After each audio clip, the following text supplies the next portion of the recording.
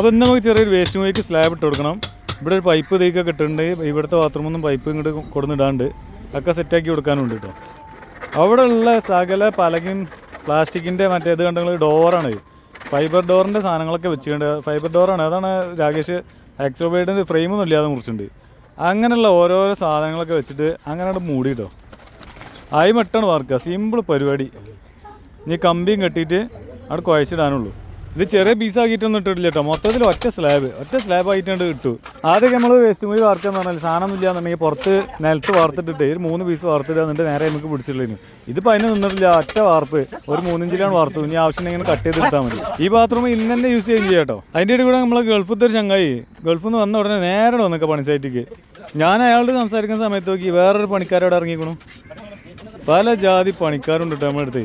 ഏതായാലും 2 തോതിൽ 1.5 ചാക്ക് കോൺക്രീറ്റാണ് കൂട്ടിയപ്പോഴേ സ്ലാബിൻ്റെ വർക്കാണ് കഴിഞ്ഞു. ഓക്കെ.